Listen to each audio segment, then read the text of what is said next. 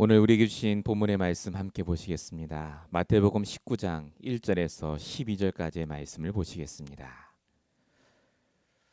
이번 주에 우리를 통해서 응답될 말씀 마태복음 19장 1절에서 12절까지의 말씀입니다. 제가 말씀을 봉독하겠습니다. 예수께서 이 말씀을 마치시고 갈릴리를 떠나 요단강 건너 유대 지경에 이르시니 큰 무리가 따르거늘 예수께서 거기서 그들의 병을 고치시더라. 바리새인들이 예수께 나와 그를 시험하여 이르되 사람이 어떤 이유가 있으면 그 아내를 버리는 것이 옳으니까. 예수께서 대답하여 이르시되 사람을 지으시니가 본래 그들을 남자와 여자로 지으시고 말씀하시기를 그러므로 사람이 그 부모를 떠나서 아내에게 합하여 그 둘이 한 몸이 될지니라 하신 것을 읽지 못하였느냐. 그런즉 이제 둘이 아니요 한 몸이니 그러므로 하나님이 짝지어 주신 것을 사람이 나누지 못할지니라 하시니 여짜오되 그러면 어찌하여 모세는 이혼 증서를 주어서 버리라 명하였나이까. 예수께서 이르시되 모세가 너희 마음의 완악함 때문에 아내 버림을 허락하였거니와 본래는 그렇지 아니하니라. 내가 너에게 말하노니 누구든지 음행한 이유 외에 아내를 버리고 다른데 장가드는 자는 간음함이니라. 제자들이 이르되 만일 사람이 아내에게 이같이 할진대 장가들지 않는 것이 좋겠나이다. 예수께서 이르시되 사람마다 이 말을 받지 못하고 오직 타고난 자라야 할지니라.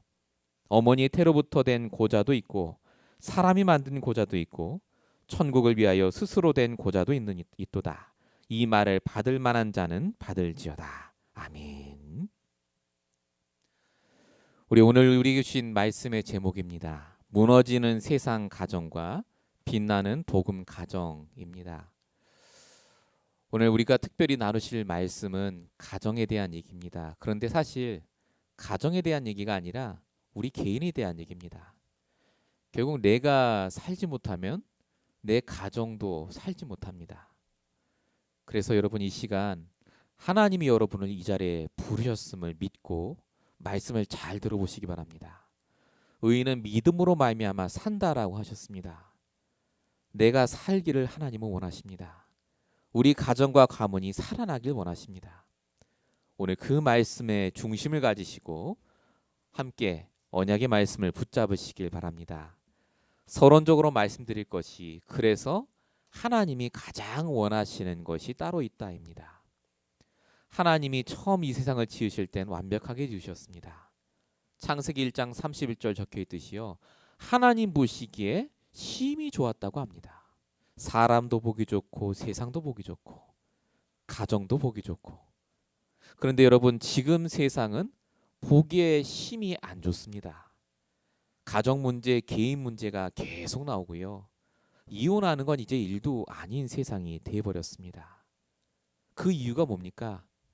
하나님은 똑같고 하나님의 말씀은 똑같은데 그 하나님의 말씀과 역사를 전혀 받지 못할 만큼 세상이 병들어 있기 때문에 그렇습니다. 사람의 상태가 무너져 있습니다. 흑암에 잡혀 있다 그 말입니다. 우리가 이걸 가리켜서 근본 문제라고 하죠. 사람들이 지금 하나님을 떠난 상태 속에 있고 사단에게 붙잡힌 상태 속에 있고 죄와 저주의 상태 속에 있기 때문에 아무리 좋은 가정을 꾸리고 아무리 개인의 문제가 해결이 돼도 또 문제 당하고 고난 당할 수밖에 없다는 겁니다. 그래서 상태가 좋았을 때는 사람들이 어떻게 살았느냐? 하나님과 함께 하고 하나님의 말씀으로 인도받았습니다. 개인 문제가 와도 가정 문제가 와도 자녀 문제가 와도요. 하나님과 함께하는 상태를 누리고 말씀으로 인도받고. 그런데 이게 무너지니까요. 철저하게 내가 원하는 대로 인도받고 내가 계획을 짜고 내가 바라는 대로 돼야 만족하고 행복하다고 느끼는 상태로 바뀌었습니다. 아무리 우리가 계획을 짠다 할지라도요. 우리 계획대로 안 됩니다. 우리의 상태가 무너져 있기 때문에 그렇습니다. 그래서 우리는 문제가 와서 힘든 게 아니라 상태가 안 되기 때문에 힘든 겁니다. 하나님과 함께하는 상태에서 떨어지면 그래서 힘듭니다. 오늘 이혼에 대한 얘기, 가정에 대한 얘기입니다. 사람이 가장 신경 쓰고 계획하고 그것대로 열심히 노력하는 것이 바로 가정생활입니다. 그게 우리의 결혼 아닙니까? 그런데 실제로 제대로 결혼하고 행복하게 평생 사는 사람이 거의 없습니다. 미국 작년 통계가 이혼 통계가 53%입니다. 한국은 50% 넘었고요. 한 번 결혼했다가 재혼했다가 또 이혼하는 확률이 몇 퍼센트냐? 60%랍니다. 세 번째는요, 72%래요. 계속 늘어납니다. 아무리 결혼하고 또 재혼하고 해도요, 상태가 바뀌지 않으면요, 똑같습니다. 오늘 우리가 이혼하라, 이혼하지 마라 그 말이 아닙니다. 하나님이 가장 원하시는 게 뭐냐?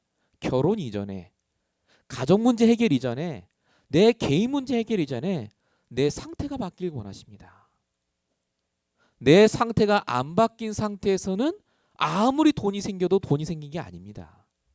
내 개인 상태가 하나님과 떨어져 있다면 아무리 가정이 행복해 보여도 행복한 게 아니다 그 말입니다.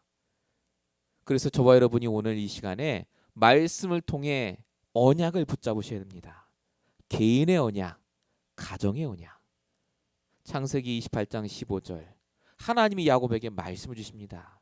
내가 내게 허락한 것을 이루기까지 너를 떠나지 않겠다. 하나님은 이 언약을 야곱에게 개인의 언약으로, 가정의 언약으로 주셨는데 요걸 놓치니까 야곱이 굉장히 힘들게 살았고요. 요걸 붙잡는 순간 야곱은 성공자 인생을 살아갑니다. 저와 여러분이 이 시간 어떤 문제가 있든지 간에요, 그래서 상태부터 바뀌어야 됩니다. 지금 내 영적인 상태는 어떻습니까? 지금 내 마음에 무엇이 가장 많이 자리 잡고 있습니까? 오늘 하나님이 이 말씀을 통해서 우리의 상태를 바꿀 그 언약을 허락하실 줄로 믿습니다. 응답 받으시기 바랍니다. 본론 첫 번째입니다. 왜 이렇게 상태를 바꾸라고 하십니까? 본론 1번, 세상의 가정이 무너져 있기 때문에 그렇습니다. 하나님 떠난 사람의 가정들로 꽉 차 있습니다. 오늘 본문 3절에 보니까 바리새인들이 물어보죠. 예수님께. 아내가 어떤 이유가 있으면 아내를 버리는 게 맞습니까? 라고 물어봅니다. 이혼에 대한 얘기를 합니다. 바리새인들이 갑자기 왜 이혼에 대한 얘기를 합니까? 그때 당시 이혼이 많았기 때문에 그렇습니다. 쉽게 이혼하여 있어요. 결혼하고. 아니 유대인들처럼 성경 많이 알고 말씀 잘하는 사람 없잖아요. 경건하게 살았을 텐데 왜 이혼합니까? 말씀과 복음이 있어도 개인의 각인이 복음으로 안 바뀌었기 때문에 그렇습니다. 상태가 복음이 아니라 그 말입니다.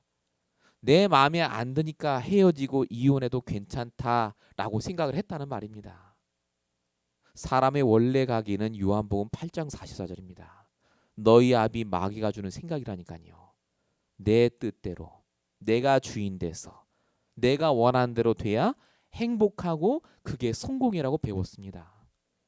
그러니까 에베소서 4장 18절이죠. 세상의 지식은 많아집니다. 네가 이렇게 해야 좋은 결혼할 수 있고 이렇게 해야 네가 성공하고 다 하는데 영적인 지식은 어두워집니다. 마태복음 11장 28절에 상태가 오죠. 수고하고 무거운 짐진 자가 됩니다. 내 뜻대로 안 돼요. 그러니까 돌파구로 찾는 게 결혼입니다. 그러니까 해결책으로 찾는 것이 공부입니다. 그렇게 사는 사람이 결혼해서 또 가정을 만드니 똑같은 무너지는 가정을 또 만듭니다. 상처받은 사람이 만나서 상처받는 후대를 키우는 가정. 이런 가정이 있었습니다. 그게 바로 야곱입니다. 창세기 29장의 야곱은 14년 동안 결혼을 준비합니다. 아내가 4명입니다, 여러분. 아들만 12이에요. 얼마나 결혼에 대해서 계획을 짜고 준비를 했겠습니까? 집을 사고 돈을 모으고. 그러면 행복해야 되지 않겠습니까? 그런데 성경에는 야곱이 단 한 번도 자기의 각인을 바꾸는 시간, 내 상태를 바꾸는 복음 묵상의 시간이 있었다고 안 써 있습니다. 그냥 열심히 살았어요. 예배도 드리고 말씀도 드는데 내 상태를 바꾸는 시간이 없었습니다. 이게 뭐랑 차이가 있는 줄 아십니까? 아버지 이삭은 창세기 24장 63절에 보니까 결혼하기 전에 자기의 상태를 바꾸는 묵상의 시간이 있었다고 합니다. 아내 될 사람이 오기 전에 들판에 나가서 말씀을 묵상했어요. 개인의 각인을 바꾸는 시간. 그것 때문에 결혼 생활이 시작부터 달랐습니다. 하나님께 예배하고 축복받는 가정. 근데 아들 야곱은요, 예배도 드리고 말씀 듣는데 각인을 복음으로 안 바꾸니까, 상태가 안 바뀌니까 어떻게 되느냐? 첫째 아내 레아가 창세기 29장 후반부에 이렇게 얘기합니다.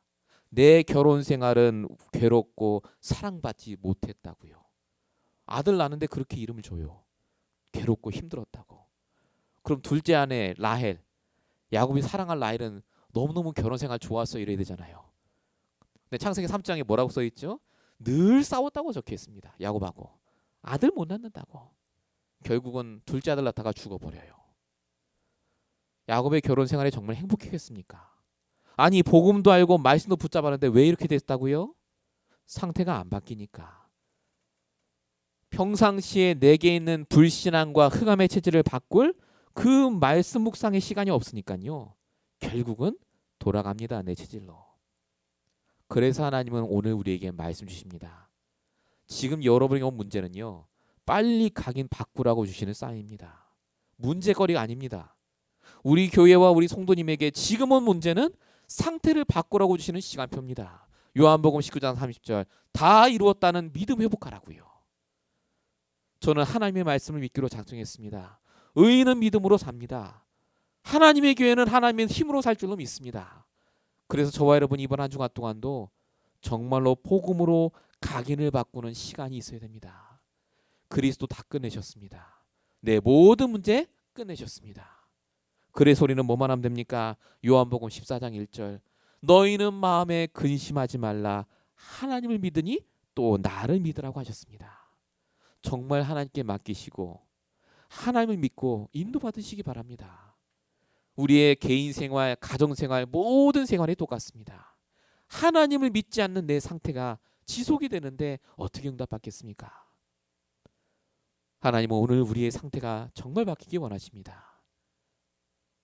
우리의 상태가 안 바뀌면요 어떻게 되느냐?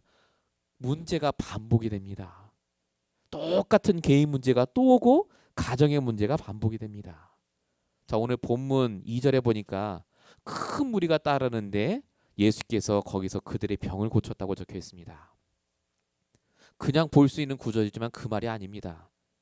예수님이 그전에도 병을 고쳐주셨어요. 근데 또 와요. 병 들어갔고. 병을 고쳐준다고 해결되는 게 아니란 말이죠. 하나님을 떠나 있는 상태에 있는 사람들은요. 병이 듭니다. 육신의 병, 마음의 병, 상처가 계속해서 옵니다. 그러고 나서 이혼 얘기가 나오잖아요. 가정하고 관계가 있다 그 말입니다. 밖에서 잘못해서 병이 걸리지만요. 더 큰 병 어디서 걸리느냐? 가정에서 걸려요. 가정의 상처를 갖고 사회 나갑니다. 가정에 들어와서 병이 치유돼야 되는데 오히려 가정 안에서 상처가 더 생겨요. 가족끼리 싸우고 상처 주고 원망하고 불평하고 반복되는 문제. 편치 않습니다. 여러분 한국의 청소년 자살률이 1등인데요. 자살 원인의 1등이 뭔지 아십니까? 학원 문제입니다. 뭐 학교 다니니까요. 근데 놀라운 게 두 번째가 뭐냐? 가정 문제래요. 엄마 아빠 때문에 자살을 해요. 얼마나 상처를 받았으면. 저는 미국도 다를 바 없다고 생각합니다. 가정이 정말로 하나님이 원하시는 복음으로 안 바뀌면은요. 상태가 안 바뀌면 모든 노력을 해도 헛수고입니다. 전도서 1장 2절 하나님 떠난 사람의 노력은 헛수고라고요. 가정이 돈이 많아지고 행복해지면 끝나는 게 아닙니다. 내 개인이 좋은 학교 가면 끝나는 문제가 아니라니까요. 영적인 상태가 바뀌어야 됩니다. 즉 나의 개인 언약이 분명하셔야 됩니다. 내 개인 언약이 분명해져야 하나님 주시는 비전과 꿈이 바로 섭니다. 요게 안 되면 늘 갈등합니다. 가정이 갈등이요, 학교가 갈등이요, 내 인생이 갈등이 됩니다. 여러분 이렇게 살았던 사람이 있어요. 그게 요한복음 4장에 나오는 사마리아 여인입니다. 예수님이 사마리아 여인에게 얘기하죠. 가서 네 남편 데리고 오라고요. 말씀 주시려고. 그랬더니 여인이 얘기합니다. 난 남편 없어요. 그럽니다. 예수님이 근데 다 알고 얘기하세요. 안다. 네가 지금 5번째 남편하고 사귀다 헤어졌지. 네가 지금 있는 6번째 남편도 네 남편 아니다 그럽니다. 이 여자가요, 결혼하면 행복할 줄 알고 상태는 그대로인데 결혼하고 이민 가고 학교를 좋은 학교 다니고 똑같습니다 지금이랑. 그러면 좋아질 줄 알고 다녔는데 생활했는데 결국은 망합니다. 반복돼요 문제가. 그래서 예수님이 얘기하십니다. 생수의 강을 너에게 주겠다. 영원히 목마르지 않는 그 물을 네가 마시면 된다. 그 물이 바로 나다. 그리스도다. 복음을 여자가 듣고요. 상태가 바뀝니다. 그러니까 이 여자가요. 한게 있어요. 복음 전으로 간 게 아닙니다. 요한복음 4장 29절에 이렇게 적혀 있어요. 내가 행한 모든 일을 내게 말한 그 사람을 봐라. 이가 그리스도다. 이 여자가 그렇게 부끄럽게 여겼던 자기 가정사, 가정의 모든 일들을요. 사람들한테 떳떳하게 얘기합니다. 내가 이것 때문에 그리스도가 지금 나에게 오셨다. 이 일이 없었다면 내가 절대 복음 몰랐을 것이다. 반복되는 문제가 왔는데 왜 하나님의 반복을 하시게 하시느냐? 정말로 오직 복음으로 상태 바꾸라고요. 우리가 정말로 하나님의 말씀과 복음으로 상태가 바뀌면 반복되는 문제가 아니라 반복되는 언약으로 바뀝니다. 저와 여러분은 그래서 지금 문제가 온 게 아닙니다. 반복되는 너무나 힘든 문제 속에 있는 게 아니라 하나님이 반복해서 저와 여러분에게 언약을 주고 계십니다. 나를 살리셔야 됩니다. 그래서 먼저 말씀을 듣고 내 부끄러운 가정사, 내 부끄러운 상처까지 다 내놓을 만큼 힘으로 드셔야 돼요. 그래서 하나님이 처음 주신 축복이 요한복음 1장 12절입니다. 영접하면 돈 주겠다 안 하셨습니다. 하나님의 자녀가 되게 하시겠다. 너와 함께 하겠다. 네 모든 과거의 상처, 가정의 문제, 아무것도 문제가 되지 않을 만큼 너와 함께 하겠다 하셨습니다. 그래서 저와 여러분은요. 지금도 하나님을 믿으셔야 됩니다. 그 자녀에게 히브리서 13장 5절 결코 버리지 않고 떠나지 않고 인도하시겠다고 하셨기 때문에 그렇습니다. 혹시 내 개인의 문제가 반복되십니까? 내 가정을 쳐다볼 때 늘 안 바뀌는 것 같습니까? 거기 하나님 사인이 있습니다. 하나님의 계획은 뭐냐? 결단하라고요. 이제는 복음으로 결단하세요. 정말 내가 개인이 노력해서 될 것 같으면 하시면 됩니다. 근데 그렇게 안 됩니다. 하나님은 내 영적 상태를 바꾸길 원하시고 하나님은 내 개인의 언약, 가정의 언약을 발견하길 원하십니다. 이 응답을 받으시는 저와 여러분 되시길 축원드립니다. 본론 두 번째입니다. 그럼 우리가 이제 복음으로 바꾸면 될 거 아닙니까? 언약 붙잡고 아멘. 근데 뭐부터 하시면 됩니까? 제일 쉬운 것부터 하시면 됩니다. 그게 뭐냐? 관심을 바꾸세요. 하나님은 여러분을 축복하길 원하십니다. 우리 가정에 축복하길 원하세요. 그래서 하셔야 될 게 뭐냐? 관심만 바꾸시면 됩니다. 내 관심이 영적인 것에만 있으면, 내 관심이 나를 살리는 것에 우선시되고 있으면 나를 통해 가정을 살리시고 세상을 살리시기 때문에 그렇습니다. 그 사람 때문이 아니라니까요. 내가 죽어 있으니까 그 사람 문제인 겁니다. 내가 힘드니까 가정이 그렇게 보이는 거예요. 그래서 하나님은 우리가 살아나길 원하십니다. 하나님이 가정이라는 제도를 왜 만드신 줄 아십니까? 창세기 2장 18절 뭐라고 적혀 있죠? 사람이 혼자 사는 것이 좋지 아니하니 내가 돕는 배필을 그에게 지으리라. 이렇게 적혀 있습니다. 아, 혼자 살면 외로우니까 주셨구나. 그 말 아닙니다. 홀로 뭐 사니까 그 말이 아니라 혼자 사는 것이 영적으로 좋지 않다 그 말입니다. 영적으로 건강해지도록 강건해지도록 영적인 상태가 바뀌도록 가정을 주셨다 그 말입니다. 가정은 그래서 문제의 시작이 아니라 응답의 시작입니다. 영적으로 힘을 얻는 것이 가정이라니까요. 오늘 예수님도 병자들을 고쳐줬다고 적혀있지 않습니까? 왜 고쳐주셨을까요? 병이 고쳐지면 돌아가서 가정이 살아나기 때문에 그렇습니다. 하나님의 계획은 여러분이 살아나길 원하세요. 그리고 가정이 살아나길 원합니다. 그래서 내 관심만 바뀌면 됩니다. 뭘로요? 복음으로. 내가 살아나는 방향으로. 요한삼서 1장 2절 내 영혼이 잘된 같이 범사에 잘되길 원하십니다. 얼마나 쉽습니까? 내가 말씀에 관심을 갖고 복음에 관심을 가지면요, 내 개인이 살아나고 가정이 살아난다. 자, 이렇게 쉬운 걸 사단이 관심을 다른 데 쏟게 합니다. 내 눈을요, 관심을 철저하게 육신적으로 바꿉니다. 어떻게 바꾸는지 아십니까? 된다 안 된다로 바꿔요. 오늘 본문 3절부터 보시면 이렇게 적혀 있습니다. 바리새인들이 예수께 나와 그를 시험하여. 그리고 뭐라고 적혀 있죠? 이혼하면 됩니까 안 됩니까? 라고 적혀 있습니다. 이 바리새인들이요, 관심이 육신에 있어요. 예수를 죽이게 되거든요. 그래서 물어봅니다. 나한테 손해가 되니까 이혼해야 되지 않습니까? 예수님. 나한테 이득이 되면 같이 살면 되는데 손해가 되니까. 맞는 얘기 같습니다. 내가 살기 싫다는데 이혼해야죠. 그렇게 물어봅니다. 이 바리새인들이 이혼하는 가정에 찾아가서 이혼 못하게 해야 돼요. 그게 하나님 말씀 받은 자 아닙니까? 그런데 뭐라고 그러냐? 이혼해도 돼. 말씀에도 그렇게 나왔어. 네가 손해보잖아. 이혼해. 괜찮아. 그게 바리새인들이 했던 짓입니다. 예수님 오늘 뭐라고 하십니까? 이혼하면 안 된다라고 하지 않았습니다. 하나님의 원래 뜻은 뭐냐? 남녀가 함께 사는 게 하나님의 뜻이다. 사람이 하나님이 맺게 하신 것을 나눌 수 없다라고 하십니다. 이 말은 절대 이혼하지 말라는 말이 아닙니다. 상식적으로 하나님의 법칙이 그렇다는 말입니다.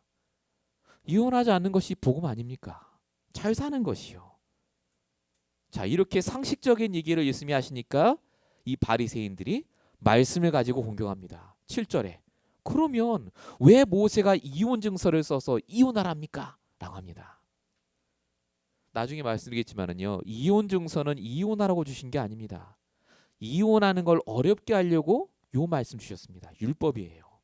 오히려 이혼하지 않도록. 근데 바리새인들은 관심이 육신에 있으니까요, 말씀도 육신적으로 해석합니다. 말씀이 이렇게 나왔으니까 이혼해야죠. 저와 여러분이 상태가 육신적인 것이 아니라 영적인 것에 있지 않으면요, 금방 속습니다. 말씀이 이렇게 나오지 않았냐? 그러니까 저 사람은 저렇게 해도 돼. 남을 정죄하고 비판하고. 복음 몰라 저 사람. 말씀 안 붙잡았네. 성경에는 정죄하라고 안 적혀져 있습니다. 나를 살리고 다른 사람을 살리라고 적혀 있습니다. 왜 우리에게 말씀 주셨다고요? 요한 1서 1장 1절. 하나님은 우리에게 창세전부터 말씀 주셨다고 안 적혀 있습니다. 생명의 말씀을 주셨다고 적혀 있습니다. 살리는 말씀. 정말 우리가 말씀 붙잡았다면 나를 살리는 생각을 하고 계셔야 됩니다. 왜 고민하고 걱정하고 근심합니까? 하나님 말씀이 내가 있다면 살리는 생각으로, 살리는 상태로 바뀔 줄로 믿습니다. 우리의 관심만 바꾸시면 됩니다. 정말로 내 관심이 영에 있느냐 아니면 육에 있느냐. 그래서 우리가 오늘 이 시간에도 우리의 생각과 상태를 바꾸셔서 하나님이 주시는 가정 언약을 다시 붙잡는 시간 되시기 바랍니다. 본론 2번에 2번입니다. 저와 여러분이 이제 가정에 대한 언약이 회복되셔야 됩니다. 하나님께서 우리에게 주신 가정은 하나님의 완벽한 계획 속에 주신 가정입니다. 실수하지 않으셨다니까요. 하나님께서는 뭐라고 하시느냐? 창세기 1장 28절. 하나님께서 하나님의 형상으로 하나님 안에서 살도록 가정을 주셨습니다. 창세기 1장 29절. 그 가정을 만드시기 전 하나님이요, 모든 걸 예비하고 부르셨습니다. 창세기 2장 28절. 함께 살도록, 서로 돕도록, 영적으로 서로 공감하고 힘을 주도록 하나님이 만드신 것이 가정입니다. 그래서 하나님의 뜻은요, 가정을 만드는 겁니다. 함께 하는 겁니다. 영적으로. 중요한 건 가정 언약이 요거만 있는 게 아닙니다. 가정 언약에 뭐가 들어가느냐? 후대라는 언약이 들어가 있습니다. 왜 하나님이 가정을 주시느냐? 창세기 12장 2절. 여러분이 받은 언약과 이 복음을 후대에게 전달하라고요. 모든 민족이 복을 받도록. 창세기 17장 26절. 할례를 통해서라도, 몸에 증거를 남겨서라도 이 언약이 후대에게 전달되도록 하라고요. 신명기 6장 7절. 그래서 뭐 하라고요? 후대에게 말씀을 강인시키고 이마에 손목에 매도록, 늘 하나님 말씀으로 가정이 살아나도록 믿음의 후대를 키우는 것이 가정을 주신 하나님의 언약입니다. 그래서 하나님의 자녀는 가정 언약이 있어야 됩니다. 결혼을 했든 이혼을 했든 상관없이 가정에 대한 언약이 있으셔야 돼요. 중요한 건 세 번째, 가정에 대한 언약이 있습니다. 그냥 결혼하고 후대 잘 낳고 그게 아닙니다. 진짜 하나님의 언약은 뭐냐? 사도행전 5장 42절. 집에 있든지 성전에 있든지 예수가 그리스도라고 말하고 증거하는 영향력을 끼치는 가정이 되길 원하십니다. 중직자의 가정. 하나님이 축복하실 수밖에 없는 그 가정의 언약. 아이 목사님 저는 지금 힘들어 죽겠는데 언약을 붙잡으시라니까요. 사도행전 9장 43절 피장 시몬의 가정. 가죽 장사가 뭘 돈이 많겠습니까? 정말 하층민입니다. 근데 이 언약을 붙잡았어요. 하나님이 나를 통해 역사하실 것이다. 근데 어떻게 됐죠? 전도자 베드로가 그 집에서 유하면서 나중에 많은 사람을 살립니다. 어떤 사람은 쫓겨났다니까요. 집도 절도 없어요. 직장도 없습니다.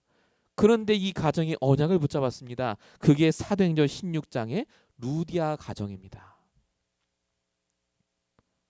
이 루디아가 거기서 장사하는데 전도자 바울이 그 집에 유하면서 끝까지 응답받고 힘을 얻도록 만듭니다. 대부분 갖고 있는 가정관이요, 세상적인 겁니다. 가정은 이런 것이다라는 것이 내 부모를 통해 배운 것이고 세상적인 것이 많습니다. 오늘 그걸 내려놓으셔야 됩니다.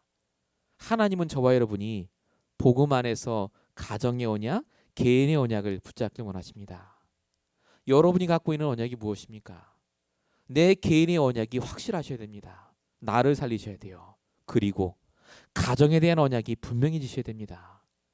저와 여러분은 내 가정, 내 가문을 살리라고 하나님이 부르신 사람이기 때문에 그렇습니다. 우리는 살릴 자지 도움받고 거기서 있는 사람이 아닙니다. 세 번째입니다. 본론 세 번째.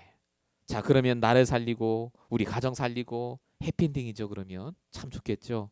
근데 우리는 그것으로 끝날 인생이 아닙니다. 모든 가정을 살릴 비밀이 여러분에게 있습니다. 이제 나만 살리고 내 가정만 살리는 것이 아니라 어떤 가정 개인도 살릴 수 있는 언약과 복음이 여러분에게 있음을 깨달으셔야 됩니다. 그래서 회복시킬 수 있습니다. 여러분만 있으면요, 어떤 사람도 어떤 가정도 회복될 수 있어요. 거듭 말씀드립니다. 하나님은 여러분을 통해 세상 살기를 원하십니다.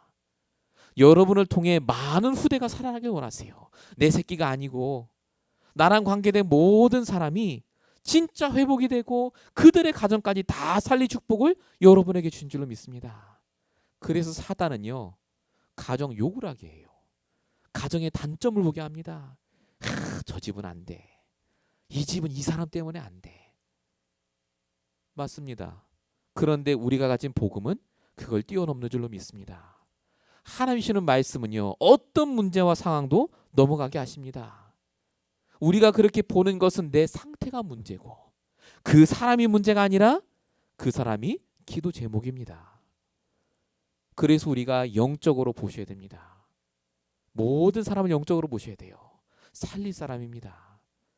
에베소 5장 22절부터 25절까지 보시면 이렇게 기도하라고 적혀 있습니다. 아내들아 남편 복종하기를 주께 하더라라. 남편들아 아내 사랑하기를 그리스도가 주신 것처럼 사랑해라. 보통 이제 부부 세미나 할 때 이 구절을 가지고 많이 사용합니다. 이렇게 살아야 된다라고 말합니다. 그런데 여러분, 정말 이렇게 살 수 있겠습니까? 당장은 살 수 있습니다. 그런데 매일마다 평생 이렇게 살 수 없습니다. 그럼 왜 이렇게 말씀 주셨습니까?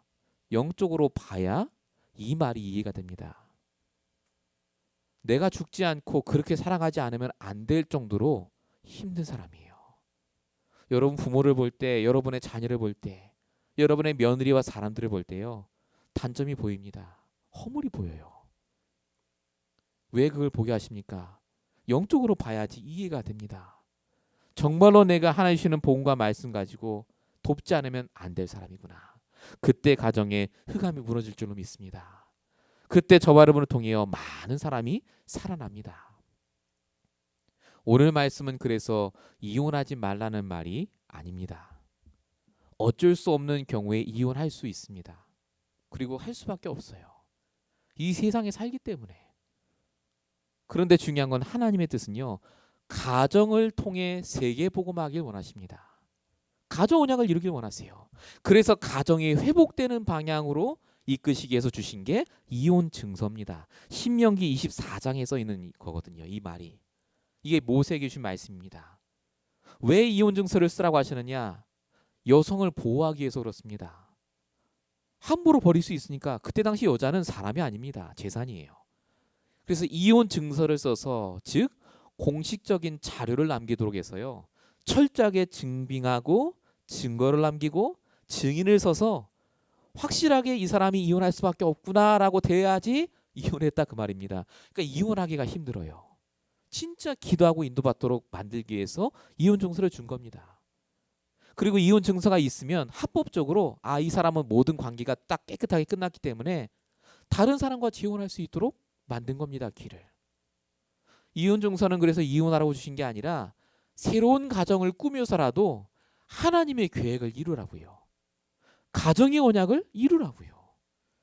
하나님은 저와 여러분의 가정과 개인에게 세계복음할 그 언약을 주셨습니다. 하나님의 계획은 그래서 저와 여러분이 이혼한다 안 한다 늘 붙이고 싸우는 것이 아니라요. 정말로 우리를 통해 하나님의 언약을 이루는 가정이 세워지길 원하십니다. 이번 한 주간 동안 정말로 많은 가정을 위해서 기도하셔야 됩니다. 우리의 부모, 우리의 자녀, 우리가 알고 있는 많은 사람들이요.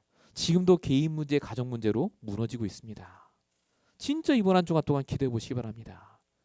이번 한 주간 동안 정말로 내 가정에 있었던 상처가 오히려 증거거리로 바뀌는 중요한 시간 되시기 바랍니다.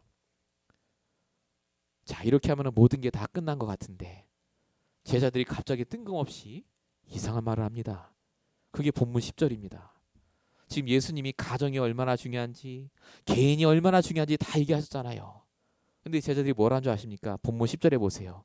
제자들이 이르되 만일 사람이 아내에게 이같이 할진대 장가들지 않는 것이 좋겠나이다. 예수님 이혼할 것 같으면 그럼 장가 안 가는 게 낫겠네요. 갑자기 또 이런 얘기를 합니다. 독신으로 사는 게 편하겠네요. 예수님이 이 말을 듣고 그렇게 하라고 하지 않습니다. 하나님의 계획은 독신이 아닙니다. 뭐라고 예수님 말씀하셨습니까? 본문 11절 12절에 나면서부터 또는 어쩔 수 없이 고자된 자가 있다. 결혼을 못할 자가 있다. 후대를 못할 사람이 있다. 그 사람은 결혼을 못하는 게 당연하고 또 한 분 전도 때문에 일부러 결혼을 못하게 하시는 사람도 있다. 그 사람을 제외하고서는 반드시 결혼해라 그럽니다. 하나님의 계획은 돕는 배필을 만나 결혼하고 가정을 이루고 세계복음화의 후대를 남기는 것이 하나님의 계획입니다. 절대로 하나님이 독신을 좋아하지 않습니다. 고린도전서 7장 2절 바울이 얘기하죠. 정상적인 남녀라면 음행을 피하기 위해서라도 결혼해라고 합니다. 쓸데없이 다른 데 신경 쓰지 말고 차라리 결혼해라. 사단이 시험하지 않도록 정상적인 부부생활 하라고 합니다. 저와 여러분에게 그래서 주신 것은요. 언약입니다. 꼭 기억하셔야 될 것, 결혼 자체가 행복이 아닙니다. 뭐가 행복입니까? 주 안에서 진행되는 결혼이 행복입니다. 하나님은 결혼이라는 과정을 통해 언약을 붙잡길 원하십니다. 하나님은 여러분의 산업을 통해서 산업의 언약을 붙잡길 원하세요. 산업하면 돈 버는 게 아닙니다. 언약을 붙잡게 됩니다. 하나님은 여러분의 인생을 통해서 인생의 언약을 붙잡길 원하십니다. 그 언약이 나의 비전이 되고 꿈으로 바뀝니다. 말씀의 흐름 따라 그것이 이미지화되고 결국 인생의 작품으로 남게 되는 줄 믿습니다. 여러분 가정 작품을 남기시기 바랍니다. 결국 우리의 목표는요. 가정의 작품을 남기는 겁니다. 사람들이 모든 사람이 볼 만큼 복음의 명문 가문의 축복을 남기는 그 가정을 위해서 우리가 그리고 다른 사람을 돕는 축복의 한 주가 되시길 축원드립니다. 결론입니다. 저와 여러분은 무너지는 한 가정을 살릴 그 한 사람입니다. 여러분 기억하셔야 됩니다. 아무리 행복해 보여도요. 무너지고 있는 중입니다. 상태가 영적으로 떠나 있기 때문에 그렇습니다. 반복되는 문제 속에 있습니다. 아무리 좋아 보이는 산업 현장도 똑같습니다. 그래서 하나님은 지금 먼저 우리에게 상태부터 바꾸도록 지금의 과정을 주셨습니다. 상태가 바뀌어야 내 부끄러운 가정사가 증거거리가 됩니다. 상태가 바뀌어야 정말로 내가 내 가정과 나를 두고 기도하시게 됩니다. 지금 우리는 상태를 바꾸는 시간입니다. 오직 복음으로 힘을 얻는 시간. 이 응답을 꼭 누리시기 바랍니다. 두 번째입니다. 축복된 가정으로 바꾸실 그 한 사람으로 나를 부르셨습니다. 여러분의 관심부터 바꾸시기 바랍니다. 정말 하나님이 원하시는 게 뭡니까? 나를 통해서, 내 사람을 통해서, 내 가정을 통해서. 우리의 상태가 바뀌었다면요, 하나님은 반드시 우리에게 믿음을 주십니다. 어떤 믿음을 주신다고요? 실수하지 않도록. 실수하지 않은 하나님이 내 인생을 인도하시고, 실수하지 않은 하나님이 지금 내 산업을 허락하셨고, 실수하지 않은 하나님이 지금 내 가정을 허락하신 겁니다. 어쩌다 보니까 저런 부모를 만나고 이런 사람을 만나신 게 아닙니다. 실수 안 하셨습니다. 그 속에 하나님의 계획을 두고 기도하시는 시간 되시기 바랍니다. 결론 세 번째입니다. 이제는 저와 여러분이 복음 명문 가문을 회복할 그 한 사람이 되셔야 되겠습니다. 언약을 회복하십시오. 여러분 개인 언약이 뭡니까? 왜 지금 우리가 살아갑니까? 왜 LA까지 와서 지금 이 자리에 앉아서 이 말씀 듣고 계십니까? 하나님이 주신 천명 소명 사명, 내 개인의 언약 있습니다. 여러분의 가정은 어떻습니까? 내가 지금 가정이 있든 아직 결혼 안 했든 하나님의 이유가 있습니다. 하나님의 이유와 그 언약을 발견하시는 나의 깊은 기도 시간 꼭 가져보시기 바랍니다. 오늘 말씀이 정말로 우리에게 성취가 되고 응답받는 시간이 되는 한 주가 되시길 축원드립니다. 기도하겠습니다. 살아계신 하나님, 오늘도 우리에게 언약의 말씀을 주시고 다시 한번 나의 상태를 두고 우리의 가정과 가문을 두고 정말 하나님의 소원을 두고 언약을 발견하게 하시고 기도하게 하심에 감사합니다. 하나님, 정말로 믿지 않는 많은 사람들, 믿지 않는 가정과 가문들, 또한 하나님께서 우리에게 지금까지 허락하신 많은 만남들을 두고 기도하오니 하나님 역사하시고 인도하여 주시옵소서. 무너지는 가정 속에 있는 자가 아니라 축복받는 복음의 가정 속에 복음의 명문 가문의 축복을 남기는 귀한 인생 되게 하실 줄로 믿사옵고 우리 원하신 예수 그리스도로 감사하며 기도했습니다. 아멘.